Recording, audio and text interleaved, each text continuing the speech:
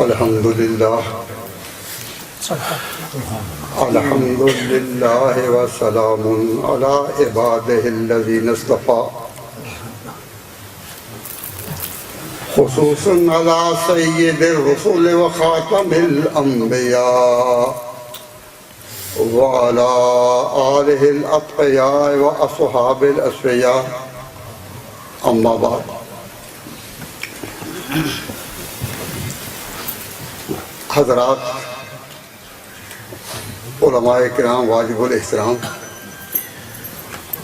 بزرگان قوم، سامعین عزیز، میں نے صرف اما بعد کہا ہے اور آگے بات کوئی نہیں کہی، نہ آیت پڑھی نہ کوئی حدیث پڑھی، صرف بتلانے کے لیے کہ اب اس کانفرنس کیا ختم کا وقت آ پہنچا. مجھے یہاں آنے سے پہلے برگرامی صاحب نے فرمایا تھا کہ دعا آپ کریں گے، تو دعا کب ہوتی ہے؟ جب مجلس ہو چکے. تو اس وقت میرا ارادہ یہی کہ دعا پر اکتفا کروں، لیکن اس کانفرنس میں مولانا نعمانی جی کچھ سوالات.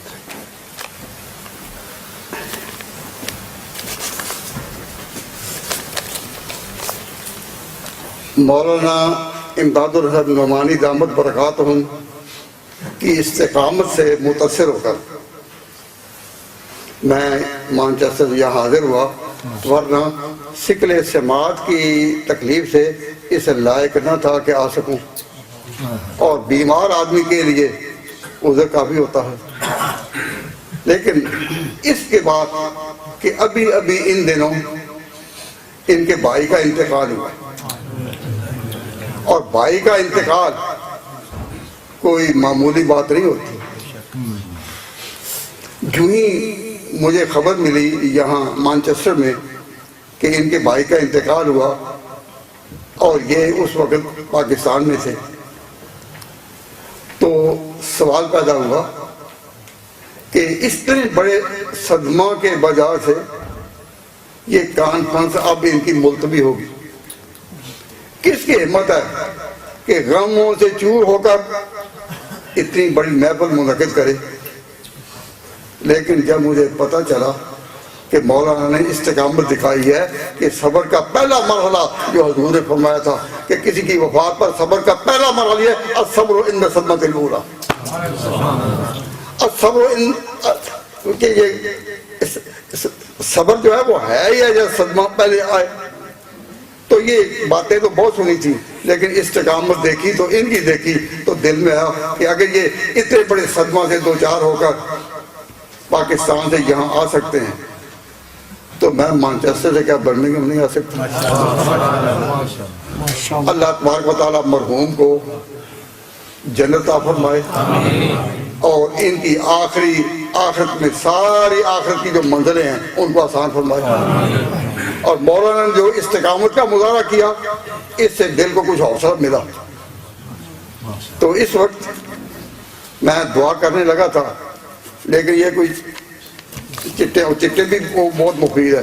اس وقت اگر تقریر نہیں تو کوئی چٹوں کی بات ہی ہو جائے. چلو تو میں ارادہ کر رہا تھا دعا کا، کسی نے چٹے دے کر ہمیں کہا کہ نہیں، اور مجھے افسوس ہو رہا ہے اپنے پر کہ میں چٹ وصول کیوں کی وہی دیتا اور دعا کرتا. لیکن ہمارے ہاں ادھار نہیں ہوتا. یہاں نعرہ لگ رہا بار بار کہ اہل حق کن کو کہا گیا؟ ابھی جو نعرہ تھا نا کہ اہل حق کن کو کہا گیا؟ آپ کو. یہ جو مجمع ہے، یہ جو شیخ کانفرنس ہے، یہ جو عظمت صحابہ کانفرنس ہے، اور یہ جو ایک مجلس کی بہار ہے، تو اہل حق کا تو مانا ہے کہ حق بات چھپاؤں نا.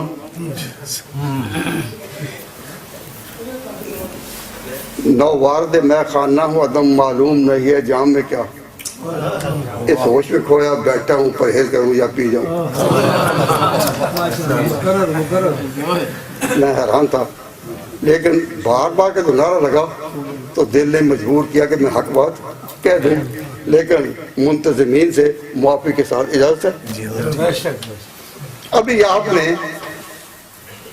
ایک بات سنی تھی, نبی پاک صلی اللہ علیہ وسلم کی عقیدت میں خلوص دل سے جو بات کہی جائے اللہ قبول کرے اور جو زیادتی ہو گئی وہ معاف کرے. لیکن اہل حق کا دائرہ اہل حق کا ہے.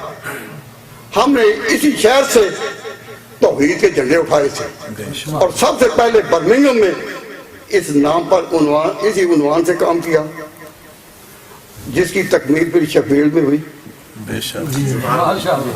تو میرا ضمیر مجھے مجبور کرتا ہے کہ میں کہوں کہ یہ شعر جو کمر کو توڑتا ہو, جو دلوں کو جوڑتا ہو, اس میں صحیح بات یہ ہے کہ چاند کو دو ٹکڑے کرنا یہ فعل خدا بندی ہے. ہمارے اور ہمارے اساتذہ اور بزرگوں کے عقیدے کے مطابق معجزات جو ہیں وہ سارے اللہ کا فعل ہوتا ہے, اللہ کا فعل. تو چاند کو دو ٹکڑے اللہ نے کیا, جس طرح معجزات جو ہیں وہ اللہ کے, اس میں عزت ہوتی ہے پیغمبر کی, اعزاز ہوتا ہے اس کا, صداقت ہوتی ہے اس کی, صداقت کے پھول کھلتے ہیں. لیکن مولانا اور علماء اسٹیج پر تشریف فرما ہیں, بتائیے کہ چاند کو دو ٹکڑے کرنا یہ انسان کا, پیغمبر کا, یا کسی فرشتے کا کام ہے یا اللہ کا؟ اللہ کا. آپ حق کی گواہی دیتے ہیں یا نہیں؟ تو اگر ہم یہ بات سنیں کہ جو کمر کو توڑتا ہو, جو دلوں کو جوڑتا ہو, اور سب ہم اٹھ کر دعا کر کے چلے جائیں, تمہارا ضمیر ملامت کرے گا کیا اہل حق ہی ہوتے ہیں؟ دیکھیے چاند کہاں ہے؟ اوپر. چاند اوپر ہے. میں زمین کی بات کرتا ہوں. موسیٰ علیہ السلام کے لیے اللہ تبارک و تعالیٰ نے دریا کو توڑ دیا تھا یا نہیں؟ موسیٰ علیہ السلام کے لیے اللہ نے دریا کو توڑا تھا یا نہیں؟ لیکن جب دریا کو توڑا تو قرآن کریم نے اس کی شہادت دی. اللہ تعالیٰ نے بنو اسرائیل کو مخاطب کر دیا, اس فرقنا بکم البحر, ہم نے توڑا تھا. اس فرقنا بکم البحر, دریا کو ہم نے توڑا. یہ کس نے کہا ہے؟ بتائیے. اللہ نے کہا ہے. اس فرقنا بکم البحر کس نے کہا؟ اور کہاں کہا؟ قرآن میں. کوئی میں کسی ضعیف روایت کا سہارا نہیں لے رہا. اللہ نے کہا کہ ہم نے دریا کو توڑا, تو ہر دریا کو توڑنے والا بھی اللہ اور قبر کو توڑنے والا بھی اللہ. دریا کو توڑا عزت موسیٰ کو ملی, اور قبر کو توڑا عزت مصطفیٰ کو ملی. لیکن ہم آپ حضرات کو اپنی مجالس میں جب ایسا آنے کا موقع دیتے ہیں تو خلوص کے ساتھ بھی, کوئی برے ارادے سے نہیں, خلوص کے ساتھ بھی جو بات توحید کے عقیدے کے خلاف کہی جائے ہم کہیں گے, اور اس کو بیان کرنا, اس کو واضح کرنا ہماری شرعی ذمہ داری ہے. تو میں یہ بات جو آپ سے کہہ رہا ہوں یہ فرط عقیدت میں کہی جائے تو دعا ہے اللہ معاف کرے.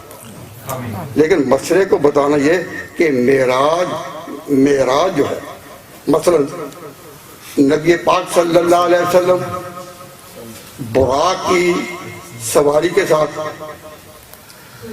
جب مسجد حرام سے چلے اور مسجد اقصی پہنچے تو اللہ تبارک و تعالیٰ جل شانہ نے یہ بات بتائی کہ نبی پاک صلی اللہ علیہ وسلم کہاں سے چلے؟ من المسجد الحرام الى المسجد الاقصی, مسجد حرام سے مسجد اقصی تک. تو یہ کہا نہیں کہ حضور مسجد حرام سے مسجد اقصی گئے, یہ نہیں کہا. سبحان الذی اسری بعبدہ, پاک ہے وہ ذات جو لے گیا مسجد حرام سے مسجد اقصی تک حضور کو, تو حضور کو بھی مسجد حرام سے مسجد اقصی اللہ لے گیا. بعض لوگ معراج کے بارے میں سوال کرتے ہیں کہ جی حضور کیسے اتنی تیز رفتاری سے اور برق رفتاری سے جا سکتے تھے؟ تو میں کہا کرتا ہوں کہ اللہ نے کب کہا کہ وہ گئے؟ اللہ نے تو کہا میں لے گیا، اور اس سے کوئی نہیں گئی۔ سبحان الذی اسریٰ بعبدہ، تو معراج میں مسجد حرام سے وہاں تک لے جانے والا کون؟ اللہ، اور مسجد اقصیٰ سے ساتوں آسمانوں کے آگے لے جانے والا کون؟ اللہ۔ سارے معجزات برحق ہیں۔ ہمارا اہل سنت والجماعت کا عقیدہ ہے کہ پیغمبروں کے معجزات برحق، اولیاء کی کرامات بھی حق، لیکن روایت صحیح چاہیے۔ تو یہ میں نے علماء سے بصد معذرت اور مولانا نعمانی سے معافی کی درخواست کرتے ہوئے، کیونکہ ان کی بڑی محفل میں یہ بات کہوں، لیکن اگر میں یہ نہ کہوں تو میں امید کرتا کہ میرے بعد جو آئے گا مقرر وہ کہہ دے گا وہ میرے لیے گوشہ برگرامی صاحب نے چھوڑا، کہا کہ آپ ہی دعا کریں گے، تو معلوم ہے بعد میں کوئی نہیں آ رہا، خاتم المقررین، اسی میں اس کو چھوڑ بھی نہیں سکتا تھا۔ تو میں اس وقت ایک بات آپ میں ماشاءاللہ صرف نعرے لگانے والے اور جوش کا مظاہرہ کرنے والے ہی نہیں، آخر کچھ حضرات، کچھ نوجوان، کچھ طالب علم آج جدید تعلیم یافتہ ہوں، کچھ تو ہوں گے بیٹھے۔ میں ایک بات آپ سے پوچھ کر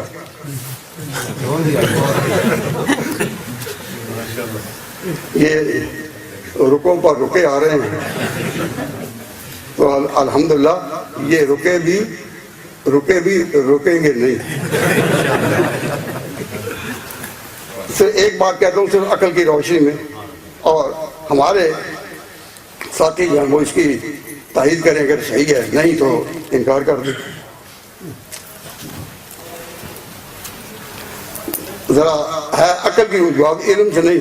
کیوں؟ علم بعض کے پاس ہوتا ہے، بعض نہیں، روایات بعض کے پاس ہوتی ہے، بعض نہیں، تاریخ کے اوراق کسی کے سامنے کھلتے ہیں، کسی کے نہیں، لیکن عقل کا پیمانہ تو ہر کسی کے پاس تھوڑا بہت ہے ہی نہیں، عقلی بات ہے۔ جب لڑائی ہوتی ہے، برادری میں ہو لڑائی، برادری میں ہو یا ملکی سطح کی لڑائی جب ہوتی ہے تو ایک دوسرے کے خلاف جو ہاتھوں کی قوت ہے وہ تو ہوتی ہے، ایک دوسرے کے مقابلے میں ہاتھوں کی قوت کا تو مظاہرہ ہوتا ہے۔ میں صرف زبان کی ایک بات کہنا چاہتا ہوں، اور سوال ہے میرا، پڑھے لکھے دوستوں سے غور کریں، نبی پاک کے صحابہ میں آپس میں جنگیں ہوئیں یا نہیں ہوئیں؟ جنگیں ہوئیں، اختلافات ہوئے، جنگیں صفین حضرت علی مرضا میں اور حضرت معاویہ میں ہوئی۔ جنگ جمل اصل میں جنگ نہ تھی، لیکن وہ بھی جنگ کی صورت بن گئی، تو آپس میں اختلافات ہوتے رہے، اس سے تو کوئی انکار نہیں۔ لیکن اے ارباب عقل و دانش، میں آپ سے پوچھتا ہوں، تاریخ کے اوراق کی طرف لوٹے واپس،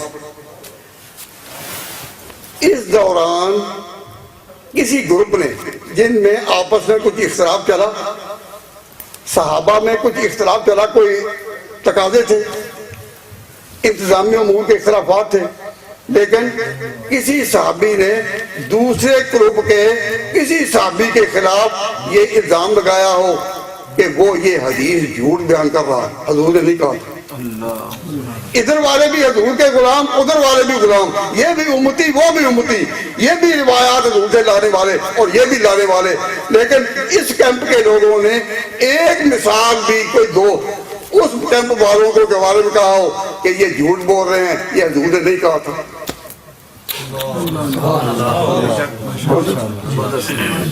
ہم جہاں دیکھتے ہیں کہ ہمارے اپنا حلقہ ہو، اپنے خیال کے لوگ ہوں، لیکن اگر کسی شہر میں دو مولویوں میں بھی اختلاف ہو جائے تو کتنی باتیں سنتے ہیں اس کے یہ جھوٹ ہے، اور پتہ چلتا ہے کہ نہیں یہ جھوٹ ہے۔ لیکن جب صحابہ میں جنگیں ایسی ہوئی کہ خوریزی تک بھی نوبت پہنچی، لیکن ایک کیمپ کے آدمیوں نے کبھی کہا ہو کہ اس میں جو صحابی ہیں جنہوں نے کہا حضور نے نہیں کہا تھا، جھوٹ بول رہا ہے۔ ایک بھی مثال ہے نہیں. اور جب آپس میں وہ ایک دوسرے کے سامنے آتے تھے تو حدیثیں بیان کرتے کیا حضور نے کیا نہیں فرمایا, دوسرا کہتے ہاں فرمایا, پھر آگے استدلال کرتے تھے. لیکن صحابہ کی عظمت, یہ کانفرنس عظمت صحابہ پر ہے, تو صحابہ کی عظمت کے بارے میں یہ تاریخی نکتہ کہ ان میں اختلاف کے باوجود کبھی کسی گروپ نے دوسرے کی دیانت کو چیلنج نہیں کیا, اس کے رائے پر تو اختلاف کیا, رائے پر لڑائی بھی کی, جو ہمت کی وہ کر کے دکھائی, لیکن کسی کی دیانت کو منظور نہیں کیا. یہ بات ذرا غور کریں, کسی کی دیانت کو. تو صحابہ کرام وہ طبقہ ہے کہ عظمت ان کو جھک کر سلام کرتی ہے. عظمت صحابہ کو عنوان پر جمع ہونے والوں, صحابہ کرام وہ طبقہ ہیں کہ انتہائی اختلافات اور ایک دوسرے کے خون کے پیاسے ہو کر مقابلے میں آ کر بھی کسی نے دوسرے صحابی کی دیانت کو منظور نہیں کیا. اتنے علماء بیٹھے اسٹیج پر, میں سب سے کہتا ہوں میرا لحاظ اس میں نہ کریں, کوئی ایک شائبہ بھی ہو میں اس کا جواب دینے کے لیے تیار ہوں. صحابہ کرام وہ طبقہ ہے کہ جن پر مخالف ترین نے بھی کبھی ان کی دیانت کو چیلنج نہیں کیا. نہیں بات سمجھ, میں ٹھیک کہہ رہا ہوں. تو پہلا سوال یہ, میں نے اسی سے بنا لیا سوال, ابھی نہیں دیکھے کہ جی عظمت صحابہ کیا ہے. عظمت صحابہ یہ کہ یہ وہ واحد طبقہ ہے کہ جن کی دیانتداری کے خلاف نہ زمین نے کبھی اٹھا بات سنی گئی نہ آسمان سے. نعرہ تکبیر, اللہ اکبر, تخت ختم نبوت, اور جتنے بھی طبقات انسانی ہیں آپس میں جب اختلاف ہوتا ہے تو ایک دوسرے کے بارے میں کہاں تک نوبت نہیں پہنچی, اور ہم کیا کچھ نہیں کہہ جاتے, لیکن ہم اس طبقے کی عظمت کو سلام کرتے ہیں کہ جن کے مخالفین میں بھی ایک دفعہ بھی کسی کے بارے میں دیانت کا الزام نہیں لگا کہ نبی نے یہ بات نہیں کہی تھی, اس نے نبی کے نام پر کیوں کہی ہے. تو ابھی مولانا برگرامی بیان کر رہے تھے کہ جہاں یہ 4 جمع ہو جائیں تو یہ انجام ہے, 3 ہو جائیں جمع تو یہ بات ہے, اور 2 بھی ہو جائیں تو یہ بات ہے. تو مولانا جب تشریف لائے تو میں نے کہا میں ذرا سنتا ہوں اونچا, تو آپ نے 2 کے بعد 1 کی بھی بات کہی, کہتے نہیں 1 کی تو نہیں کہی. میں نے کہا پھر 1 کی میں کہہ دوں گا, آخری بات ہے. 4 سے پہنچے 3 تک, اور 3 سے پہنچے 2 تک. اب میں کہتا ہوں کہ نبی پاک صلی اللہ علیہ وسلم کے صحابہ کے بارے میں عظمت کا عنوان, بلکہ اگر کوئی مورخ تاریخ لکھے عظمت صحابہ کی, کہ عظمت صحابہ کانفرنس میں جو عظیم نقطہ ہے وہ یہ کہ پوری تاریخی نقوش میں یورپ والوں نے بھی اپنی تاریخ میں لاکھوں صفحات لکھے, ایشیا والوں نے لکھے, ایک دوسرے کے مخالفت میں جب آتے ہیں تو کیا کچھ نہیں لکھا جاتا, تاریخ کو کس طرح مسخ کیا جاتا ہے. لیکن ہم حضور کے غلام اور اس امت محمدیہ کے افراد جو ہیں, ہم بڑی خوشی سے اعلان کرتے ہیں یہ وہ مقدس طبقہ ہے جس کے ہم پیرو ہیں, کہ جس پر مخالف ترین لوگوں نے بھی ان کی دیانت کو منظور نہیں کیا. کیوں؟ اس لیے کہ پیغمبر نے جب کہا نا کہ بلغوا انی ولو آیا, تو ایک میرا صحابی جو بھی روایت کرے وہ آگے دین پہنچے. تو پیغمبر نے صحابہ میں سے ہر ایک کی دیانت کی توثیق کی جب کہا بلغوا انی. میں ایک پر آ گیا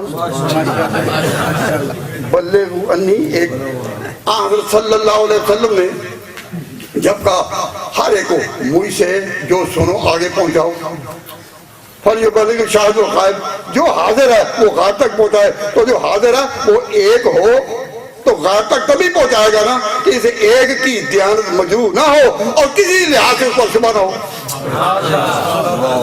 ماشاءاللہ.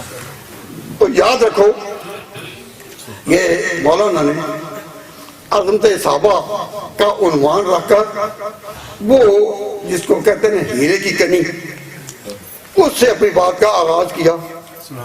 تو میں اس طبقے کو خراج عقیدت پیش کرتے ہوئے کہ نبی پاک نے ہر ایک صحابی کی دیانت لائق اعتماد سمجھی اور اس کو کہا کہ تم مجھ سے ایک بات بھی سنو تو آگے پہنچاؤ. تو سب صحابہ کی دیانت وہ کسی الزام سے بالا ہے یا نہیں؟ ہے یا نہیں؟ حضرت علی مرتضیٰ نے حضرت امیر معاویہ رضی اللہ تعالیٰ عنہ نے جتنی بھی روایات پیش کی اور وہ اپنے خطبوں میں پیش کرتے رہے، اختلاف کے دور میں پیش کرتے رہے، کبھی نہیں کہا کہ انہوں نے جو حضور کے نام پر روایت پیش کی ہے وہ صحیح نہیں کر رہے. اور انہوں نے بھی ان کے بارے میں کسی ایک مجلس میں نہیں کہا کہ نبی پاک کے نام پر یہ بات جو اس سے پھیلا دی گئی. حضور اکرم صلی اللہ علیہ وسلم نے حضرت طلحہ اور زبیر کے بارے میں جو کہا تھا، مثلا حضرت زبیر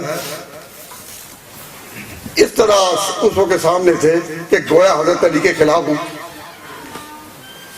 تو کسی نے حضرت علی کو جا کر خبر دی کہ زبیر کو کسی نے مار دیا ہے.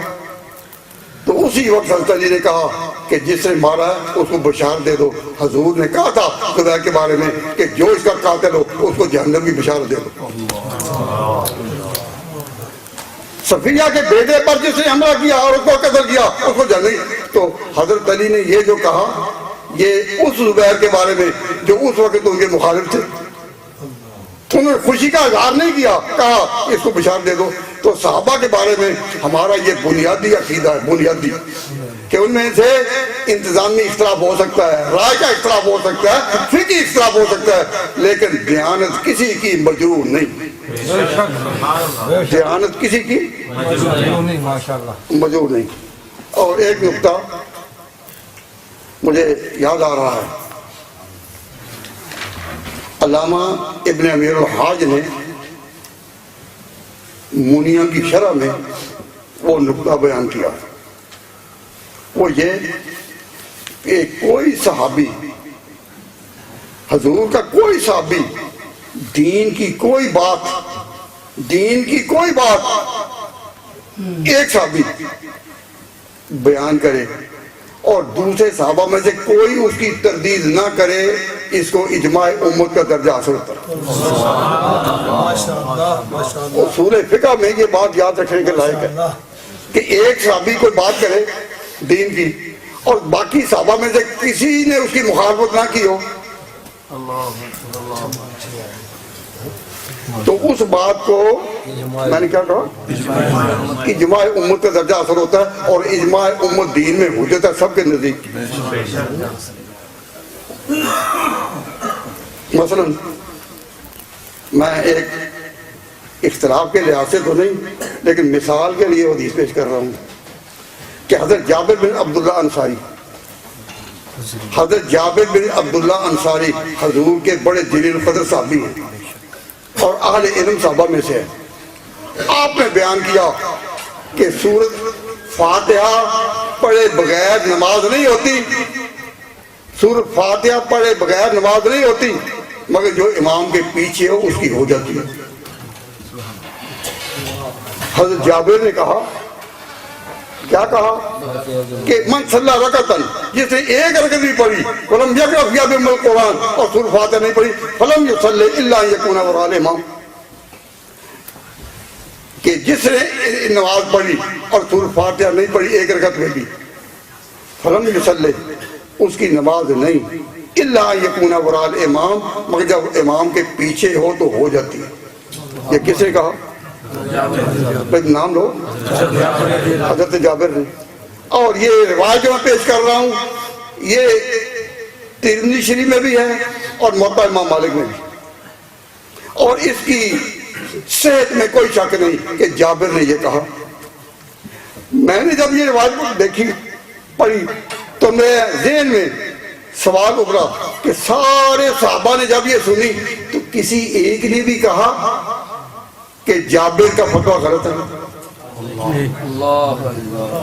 کسی ایک نے بھی کہا زبردست کہ جابر نے غلط بات کہی ہے، تو مجھے ایک روایت بھی نہیں ملی کہ کوئی جابر سے ٹکرایا ہو۔ معلوم ہوا کہ جابر نے جو بات کہی ہے اس کو اجماع امت کا مسئلہ حاصل ہے۔ جو پڑھتے ہیں ہم ان کو ملامت نہیں کرتے، اختلاف نہیں کرتے، کیوں؟ یہ ملک ایسا نہیں کہ ہم ان فروعی مسائل میں اختلاف کریں، لیکن امت کو ایک رکھنے کے لیے ہم یہ کہتے ہیں کہ ایک صحابی جلیل القدر نے بات کہی تو مشرق سے لے کر مغرب تک اور عراق شام کسی جگہ بھی جہاں جہاں صحابہ پہنچے کسی ایک صحابی نے بھی نہیں کہا کہ جابر کی بات غلط ہے۔ تو جب جابر کی بات کو غلط کہنا کسی صحابی نے بھی جرت نہیں کی، تو یہاں کوئی برمنگھم کا آدمی کہے کہ نہیں تو اس کے نا سے نہ ہو جائے گی۔ تو مسئلہ یہ ہے کہ صحابہ کی عظمت کیا ہے کہ صحابہ جو ہیں اپنے سارے اختلاف کے باوجود اتنی ضرورت نہیں کہ کسی کی دیانت کو وہ مجبور کر گئے کہ اسے پیغمبر کے نام پر بات غلط کہی ہے، ایک روایت بھی نہیں ملتی۔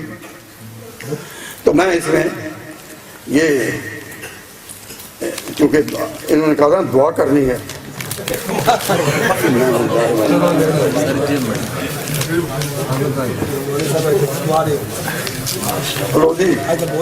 یہ ویسے پہلے آ گیا کہ اسلام میں صحابی کا قول و عمل امت کے لیے حجت ہے یا نہیں؟ تو اس کا جواب تو مولانا بلگرامی نے اپنی تقریر میں دے دیا تھا کہ اللہ تعالیٰ فرمایا کہ اے امت محمدیہ وَكَذَلِكَ جَعَلْنَاكُمْ أُمَّةً وَسَطًا لِتَكُونُوا شُهَدَاءَ عَلَى النَّاسِ، کہ تم سارے لوگوں پر اللہ کے گواہ ہو۔ تو جب صحابہ کو کہہ دیا گیا کہ تم اللہ کے گواہ ہو تو صحابی کا قول حجت ہو گیا نا۔ صحابی کا قول حجت ہے دو شرطوں کے ساتھ، ایک یہ کہ قرآن کی کسی آیت کے خلاف نہ ہو، نمبر دو فرمودہ رسالت کے خلاف ہو، نہ نبی پاک کی کسی بات کے خلاف ہو نہ اللہ کی بات کے خلاف ہو۔ جب صحابی ایسی بات کہے جو ان دونوں کے خلاف نہ ہو وہ ہم پر حجت ہے۔ تو یہاں ایک بات جو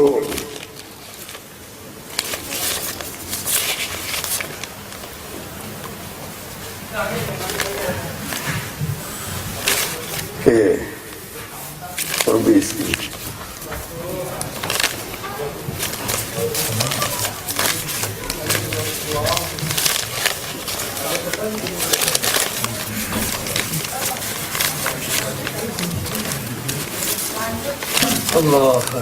یہ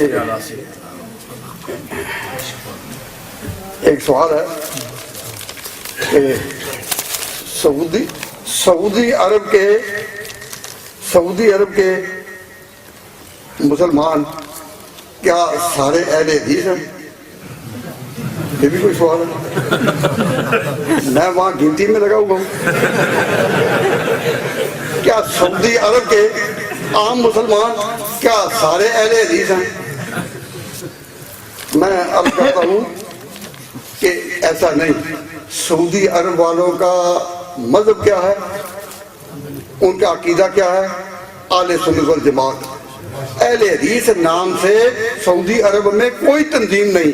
میں نے بارہا وہاں جانے کا موقع ملا ہے، عمرہ کے لیے بھی حج کے لیے بھی، لیکن وہاں اہل حدیث نام سے کوئی تنظیم موجود نہیں۔ جب ان سے کہا جاتا ہے کہ تمہارا عقیدہ کیا ہے تو وہ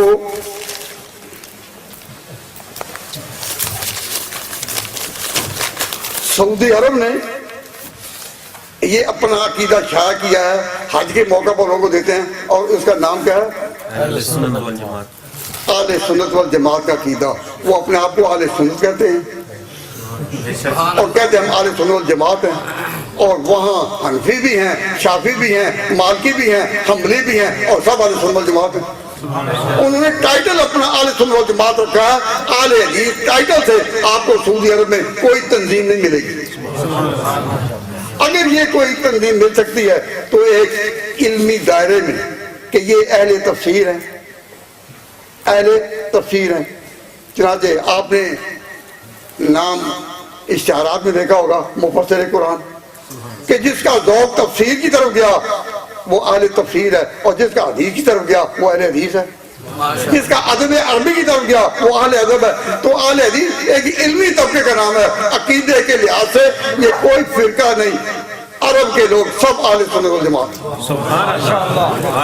آپ کو یہ دور سے کوئی نظر آ رہا ہے؟ جی آ رہا ہے ماشاءاللہ، آ رہا ہے نظر؟ تو آپ کو جو دور سے نظر آ رہا ہے تو ہمیں یہاں سے سعودی عرب نظر آ رہا ہے دور سے۔ تو اہل سنت والجماعت کا عقیدہ، تو یہ عقیدہ اہل سنت والجماعت کیوں ہے؟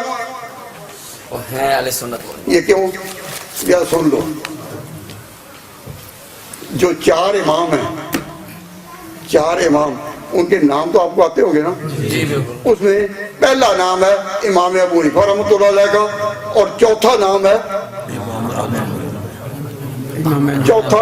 امام احمد بن حنبل کا۔ ائمہ اربعہ میں پہلا نام کس کا؟ امام اعظم ابو حنیفہ کا، اور چوتھا نام امام احمد کا۔ ان دونوں کے فقہ کے اصولوں میں یہ بات پختہ ہے، اور بڑی ذمہ داری سے کہتا ہوں کہ احناف کے ہاں بھی صحابی کا قول حجت ہے، اور حنبلیوں کے ہاں بھی احمد محمد کا بھی صحابی کا قول حجت ہے۔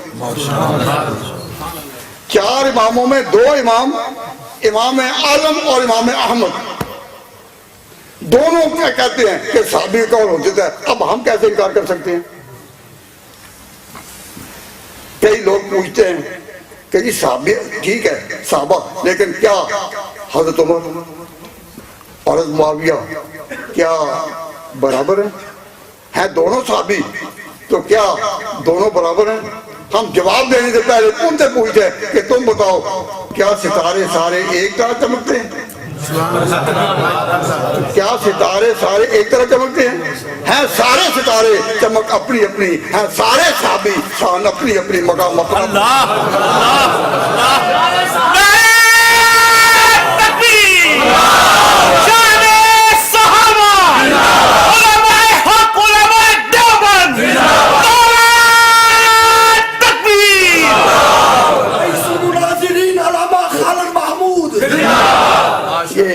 ایک سوال ہے کہ آپ کہہ رہے ہیں ہم صحابہ اور اہل بیت دونوں کو مانتے ہیں، لیکن صحابہ اور اہل بیت میں کوئی فرق بھی ہے؟ وہ ہم فرق کرنے آئے ہیں، یہ جوڑنے؟ ہم تو جوڑ بیان کر رہے ہیں دونوں کو ماننے والے، لیکن کیا کوئی فرق بھی ہے؟ اگر میں کہوں فرق نہیں تو یہ بھی بات غلط ہوگی، اور کہوں فرق ہے تو ہے یہ میرا موضوع نہیں فرق کر رہا، میں جوڑنے کے لیے بات کر رہا ہوں۔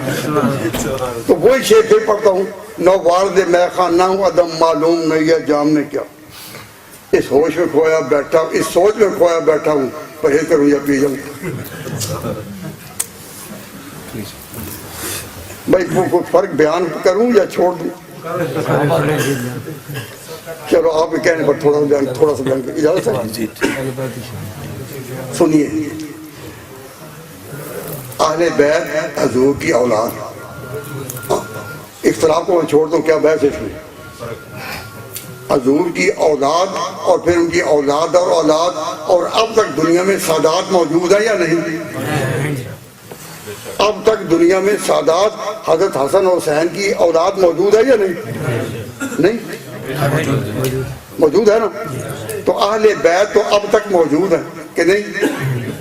ہم حضور کی اولاد میں کوئی حضرت حسن کی اولاد ہو، حسین کی اولاد ہو، اور اس وقت کا ہو یا آج کا ہو، ہم ہر ایک سے محبت کرتے ہیں، پیار کرتے ہیں۔ حضور کی اولاد میں آپ کی جس کی طرف بھی نسبت ہو گئی ہم اس کی تعظیم اور محبت کرتے ہیں۔ تو اہل بیت اب تک موجود ہے یا نہیں؟ بولیے موجود ہے، لیکن آج کوئی صحابی موجود ہے؟ معلوم ہوا صحابہ کا مقام یہ ہے کہ صحابیت ختم ہو چکی، لیکن اہل بیت اب تک موجود ہے۔ جس نبی کی شان میں ختم نبوت ختم نبوت کانفرنسیں کی جاتی ہیں، اس نبی کی شان یہ اس پر نبوت ختم ہے اور اسی دور پر صحابیت ختم ہے۔ اب نہ کوئی نبی آئے گا نہ کوئی صحابی ہو، لیکن اہل بیت ہیں اور رہیں گے، اور ان کی برکت ہے، ہمیں ان سے محبت ہے۔ اگر اہل بیت اب تک رہیں، اگر اہل بیت اب تک رہیں تو وہ محدود ہوئے یا لا محدود؟ مولانا اہل بیت کو فرضی طور پر اگر آپ شمار کریں تو اس وقت سے لے کر اب تک جو حضور کی اولاد میں چلے آ رہے ہیں، حضرت حسن کی اولاد ہو یا حسین کی، تو اہل بیت اب تک موجود ہیں. تو ان کو پورے ملکوں میں، پوری دنیا میں دیکھو تو محدود ہے یا لامحدود؟ کیوں جی؟ لامحدود. اور صحابہ لامحدود ہے یا محدود؟ صحابہ کی گنتی ہو چکی. اردو خوابہ دیکھو یا صحابہ دیکھو، صحابہ پر کتابیں لکھی گئی تو صحابہ کی تعداد اور گنتی وہی جو ہو چکے اب کوئی نہیں آئے گا. اور اہل بیت اب تک ہیں اور ان کی تعداد لامحدود. تو اطاعت محدود کی تو ہو سکتی ہے، لامحدود کی تو نہیں ہوئی ہے. کیا کوئی مسلک اور عقیدہ اس پر بھی چلا کہ لامحدود کی اطاعت کرو؟ ہم محدود کی اطاعت کر سکتے ہیں، لامحدود کی اطاعت کون کرے؟ ہو ہی نہیں سکتی. تو جو کہا نا کہ صحابہ اور اہل بیت میں کیا فرق ہے، تو میں نے فرق ٹھیک بیان کیا نہیں؟ بالکل معلوم ہوا کہ نبی پاک صلی اللہ علیہ وسلم کا دین جو ہے آگے جس طرح ختم نبوت میں حضور پر نبوت ختم ہے، تو آخری صحابی جس نے حضور اکرم صلی اللہ علیہ وسلم دیکھا اس کی وفات کے بعد صحابی ختم. کیوں؟ جب چند صحابی رہ گئے تھے تو مسلمان ان آنکھوں کی تلاش کرتے تھے. جب آپ نے کسی کو دیکھا ہو نا، جب آپ کسی کو دیکھیں تو اس کی آنکھ پر کچھ تصویر سی اپنی آ جاتی ہے، جھلک آ جاتی ہے. تو اس وقت کے مسلمان تلاش کرتے تھے کہ ان آنکھوں کو دیکھو جن پر کبھی جلوہ محمدی اترا تھا، ان آنکھوں کو دیکھو. تو صحابہ کرام کے پاس ہی وہ آنکھیں تھی جن پر جلوہ محمدی اترا. اب دنیا میں کوئی شخص ایسا نہیں جو یہ دعویٰ کر سکے کہ میں نے اس ناسوتی حیات میں نبی پاک صلی اللہ علیہ وسلم دیکھا. دوبارہ یہ اس میں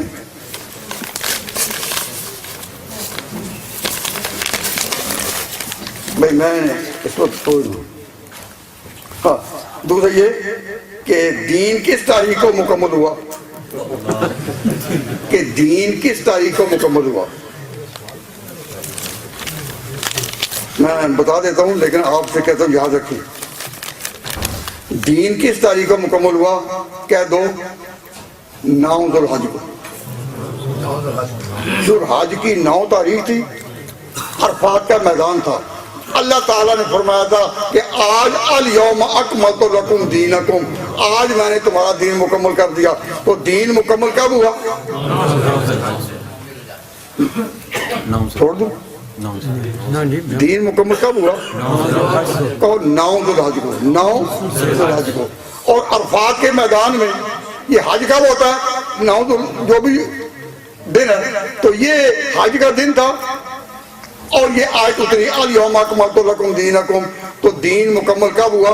کہہ دو 9 ذوالحج کو. اور وہ بین الاقوامی اجتماع تھا، سارے اطراف کے مسلمان ادھر کے وہاں آئے ہوئے تھے. اللہ تعالیٰ نے آج میں نے تمہارا دین مکمل کر دیا، آج میں نے تمہارا دین مکمل کر دیا. تو دین ہوا 9 ذوالحج کو مکمل. جب حج ہو گیا تو سارے حاجیوں کے قافلے اپنے اپنے سمتوں جا نکلے. مشرق والے ادھر جا رہے ہیں، مغرب والے ادھر جا رہے ہیں، وہ ادھر جا رہے ہیں، وہ ادھر جا رہے ہیں. سارے جب اپنے اپنے علاقوں کو جانے لگے تو حضور نے کدھر آنا تھا؟ حضور نے کدھر آنا تھا؟ کہو مدینہ کی طرف. یعنی حج تو مکہ کا علاقہ ہے جہاں ہوتا ہے، لیکن اس کے بعد آپ کوئی اپنے اپنے وطن کو جائے تو حجۃ الوداع کے بعد حضور نے کہاں آنا تھا؟ مدینہ میں. تو جب حضور مدینہ آ رہے تھے تو آپس میں حاجیوں کے درمیان کبھی کوئی اختلاف بھی ہو جاتا ہے، تلخ کلامی بھی ہو جاتی ہے. تو کچھ صحابہ میں آپس میں کسی بات پر کوئی اختلاف ہو گیا. حضرت علی مرزا اور کوئی اور، ان دونوں میں خیالات کا کوئی ٹکراؤ ہو گیا. تو نبی پاک صلی اللہ علیہ وسلم نے وہاں فرمایا کہ دیکھنا علی کے بارے میں کوئی بےدبی نہ ہو. من کن تو مولا فعلی مولا ہو, جس کا دوست میں ہوں علی کو بھی وہ دوست رکھے. یہ نہیں ہو سکتا کہ مجھے تو دوست سمجھے اور علی سے وہ دوستی نہ ہو. آپ سب کی علی سے دوستی ہے یا نہیں؟ تو آپ نے من کن تو مولا فعلی مولا ہو, جس کا مولا میں اس کا مولا علی. اس حدیث کے ثبوت میں تو کوئی اختلاف ہے محدثین کا. حافظ جمال الدین زیلعی نے تخریج احادیث الہیہ میں اس پر جرح کی ہے سند کے اعتبار سے. وہ لکھتے ہیں کم من حدیث کثرت الرواۃ و تعدد طرق و حدیث ضعیف کحدیث الحاجب والمعدوم وکحدیث من کنت مولا فعلی مولا بل قد لا یزید کثرت الطرق الا ضعفا. تو سند میں تو ہو سکتا, لیکن حضور اگر دو صحابیوں میں یا علی کے بارے میں بدگمانی کو دور کرنے کے لیے صلح کے لیے حضور صلی اللہ علیہ وسلم نے اگر ارشاد فرمایا من کن تو مولا فعلی مولا ہو, جس کا دوست میں اس کا دوست علی, تو میں آپ سے پوچھتا ہوں یہ اعلان کہاں فرمایا؟ رستے میں ایک جگہ تھی جس کو عربی میں ذکر کیا جاتا ہے کہ غدیر خم. جگہ کا نام خم تھا, وہاں ایک تالاب تھا, اس تالاب کے کنارے صحابہ ٹھہرے تھے. وہاں حضور اکرم صلی اللہ علیہ وسلم نے ان میں جوڑ پیدا کرنے کے لیے کہہ دیا من کن تو مولا فعلی مولا ہو اور کما کرو. تو اس جگہ کا نام ہے غدیر. غدیر کہتے ہیں تالاب کو. پنجابی لوگ سمجھتے ہیں اگر تالاب نہ سمجھیں تو چھپڑ تو سمجھ آئی جائے گا. چھپڑ, تو چھپڑ کے کنارے صحابہ اترے. حضور نے علی کے بارے میں غلط فہمی دور کرنے کے لیے کہا جو مجھ سے پیار کرتا ہے علی سے پیار کرے. اور اہل سنت والجماعت اس وقت سے کہہ رہے ہیں کہ جس کا علی سے پیار نہیں اس کا نبی سے پیار نہیں. سعادت مند ہے وہ جنہوں نے علی کے نام کی مسجدیں بنائی. اگر علی کے نام کے بارے میں ہمارے دل میں کوئی بوجھ ہو تو کوئی محنت ساری کریں اور نام ان کریں جن کے بارے میں دل صاف نہیں. انہوں نے جو یہ نام رکھا وہ صاف دلی سے رکھا ہے کہ بغیر.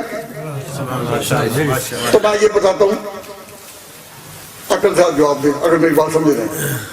سنیے, اگر من کن تو مولا فعلی مولا ہو خلافت کے لیے اعلان ہوتا کہ میں علی کو خلیفہ مقرر کرتا ہوں, تو علی کے خلیفہ مقرر کرنے کے لیے جگہ وہ تھی عرفات کا میدان یا یہ چھپڑ کے کنارے.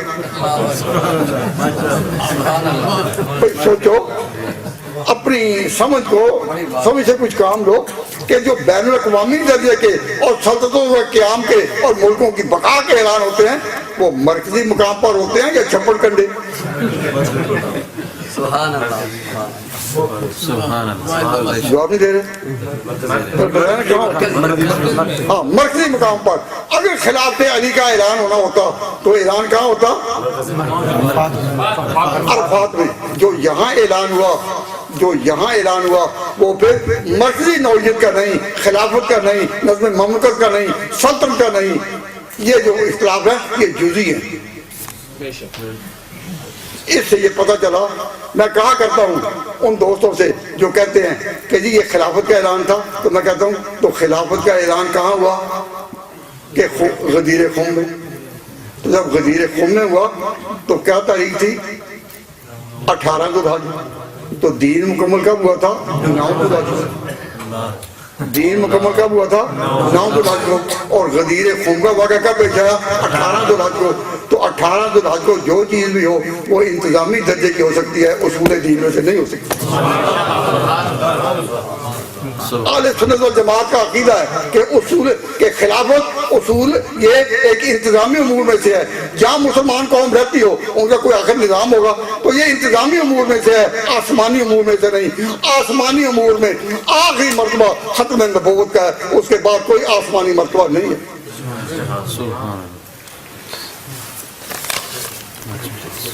تو یہ دین بھی مکمل ہو گیا.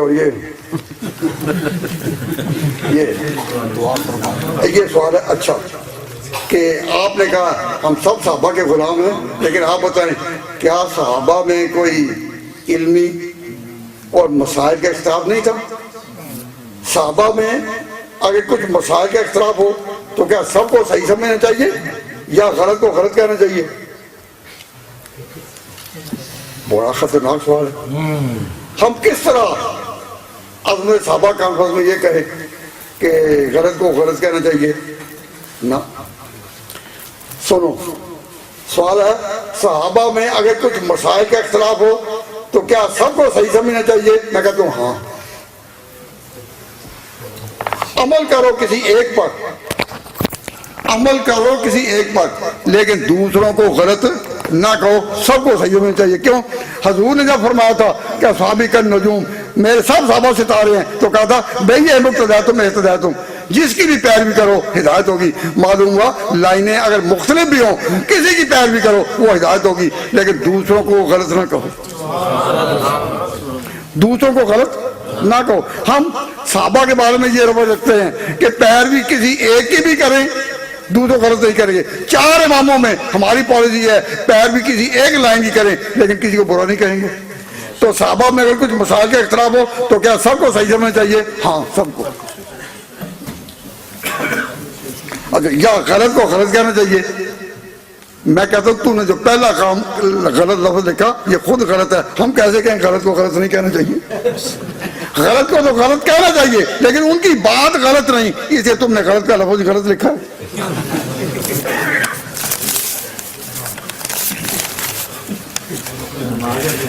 سوال خلافت ایک انتظامی امور ہے یا اعتقادی؟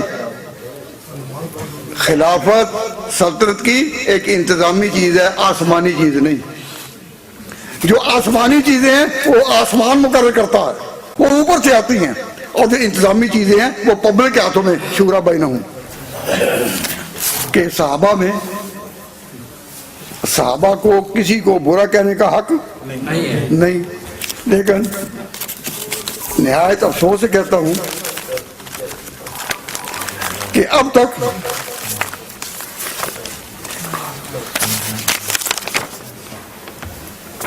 چلو بھائی ایک بات تھی بڑی ناگوار اور ناخوشگوار، پہلے میں نے ارادہ کر دیا بیان کر دوں، لیکن اب میں کہتا ہوں کہ بیان نہ کرنا بہتر ہے. آپ خوشی سے آئیں، خوشی سے جائیں، زخمی دل سے نہ جائیں. ہمارا پختہ عقیدہ ہے، پختہ عقیدہ ہے کہ صحابہ میں سے کسی کی بھی پیروی کرو پر دوسروں کو غلط نہ کہو. یہ چمکتے ستارے ہیں، ستاروں سے جب ملے گی چمک ہی ملے گی، ستاروں سے ملے گی چمک ہی ملے گی. ہم کسی کو بھی برا اے شب کے پاس مانو اے آسماں کے تارو، اے شب کے پاس مانو اے آسماں کے تارو، تابندہ قوم ساری گردون نشاد پواری. چھیڑو سروز ایسا جاگ اٹھے سونے والے، راہ بر کافروں کی تابع جبی تمہاری. تمہاری پیشانی چمکتی ہے، کافروں کو راہیں ملتی ہیں. تو صحابہ کے بارے میں ہمارا بنیادی عقیدہ یہ کہ ان کی عظمت کے چراغ روشن ہو تو دین ہے. جہاں ان کی عظمت کو بیان نہ کیا جائے وہاں کوئی بھی دین نہیں. میں جب پہلے برمنگھم میں آیا تو کئی نوجوان جو یہاں تعلیم کے لیے آئے ہیں یونیورسٹیوں میں ڈگریز حاصل کرنے کے لیے، وہ جب قریب آتے تو کہتے علماء دیوبند، علماء دیوبند کا مسلک تو ہے اعتدال کا اور ہمیں پسند ہے، ہم اسی پر چلتے ہیں. لیکن جب ہم آپس میں طالب علم بیٹھے ہوتے ہیں اور وہاں یہ باتیں چلتی ہیں، یہ کون ہے دیوبندی، یہ کون ہے بریلوی، تو ہمارے دل کو بہت دھکا لگتا ہے کہ مسلمانوں میں یہ فرقہ بندی کے کانٹے کیوں ہیں؟ سارے مسلمان ایک ہونے چاہیے. یہ ٹھیک ہے کہ دیوبند کے مسلک میں اعتدال ہے، لیکن اس نام سے جو تعارف ہو، اس نام سے جو تعارف ہو کہ یہ دیوبندی ہے، یہ بریلوی ہے، یہ مقلد، یہ غیر مقلد ہے، یہ حنفی ہے، یہ فلاں ہے، تو ہمیں دل کو پریشانی ہوتی ہے کہ مسلمانوں میں یہ فرقہ بندی نہیں ہونی چاہیے. کیا کریں؟ میں نے کہا پریشانی تمہیں ہے تو تم ہی کچھ کرو، ہمیں تو کوئی پریشانی نہیں. جن کو ہو وہ اس کا علاج کریں کہ نہیں جی کوئی علاج بتائیں. تو میں بہت سوچتا رہا، اور جب انگلینڈ میں مجھے بھی کچھ تجربہ ہو گیا، مانچسٹر یونیورسٹی کے اسٹوڈنٹس کو بھی، بلکہ وہاں تو ایک علاقہ ہے جس کو کہتے ہیں کہ یہ علاقہ ہے آف یونیورسٹیز، ایک مانچسٹر میں کئی یونیورسٹی. تو جب طالب علم سوال کرتے تھے تو حل کرنے کے لیے میں نے ایک نسخہ استعمال کیا، اور الحمدللہ جہاں بھی وہ نسخہ استعمال کیا شفا ہو گئی، پھر کسی نہیں کہا. تو میں نے کہا اے نوجوانوں، یونیورسٹی کے طالب علموں اور کالجوں کے طالب علموں، اگر تمہیں فرقہ بندی کے اس نام سے کوئی دلوں پر بوجھ آتا ہے تو ایک ایسا نام اختیار کرو کہ جس سے پھر کوئی نفرت نہیں کرے گا۔ وہ کہنے لگے وہ کیا نام ہے؟ میں نے کہا تم سے جب کوئی پوچھے پہلے تو ہم مسلمان ہیں، اس کے بات پوچھے کہ ان میں سے لائنیں کتنی نکلی ہیں، تم کہو لو تو سب کہو ہم صحابہ کی لائن کے ہیں، سب کو ہم صحابہ، تو صحابہ کا نام ہے، اس کے خلاف کوئی جرت نہیں کرے گا۔ تو میں نے جہاں بھی یہ نام پھیلایا تو لوگوں نے اس کو قبول کیا، کہا کہ ہم صحابہ کی لائن کے ہیں۔ اور نبی پاک صلی اللہ علیہ وسلم نے جب فرمایا تھا کہ میری امت 73 فرقوں میں تقسیم ہو جائے گی، صحابہ درست ہوں گے، معلوم ہوا کہ تقسیم امت میں صحابہ حصے دار نہیں ہوں گے، تقسیم امت میں صحابہ شامل نہیں۔ حضور نے فرمایا امت 73 فرقوں میں تقسیم ہو جائے گی، یہ تو خبر دی، لیکن صحیح رستے پر کون ہوں گے؟ مان علیہ و صحابی۔ اس سے معلوم ہوا کہ صحابہ جو ہے وہ اس تفریق امت میں شامل نہیں، ہم صحابہ کے غلام ہیں، انہی کی لائن پر۔ آپ سب صحابہ کی لائن پر ہیں یا نہیں؟ صحابہ اس کا تو پھر ایک سوال کرنے میں پھر سوال کر دیا کہ اگر کوئی لوگ کہیں کہ ہم تو صحابہ سے بھی آگے ہیں، جو مسائل صحابہ کو بھی نہیں سوجھے ہم نے اب وہ ایجاد کر لیے ہیں، تو ہمیں تو کوئی گنجائش دے دو۔ صحابہ میں سے تو کسی کا اذان میں اختلاف نہیں ہوا، لیکن کیا ہم نے یہاں اذانیں نہیں بدلی؟ تو ہم تو صحابہ تک نہیں رہے، ہم کہتے ہیں ہم پھر بھی ادب سے اپیل یہ کریں گے صحابہ کے ساتھ رہو، وما علینا الا البلاغ۔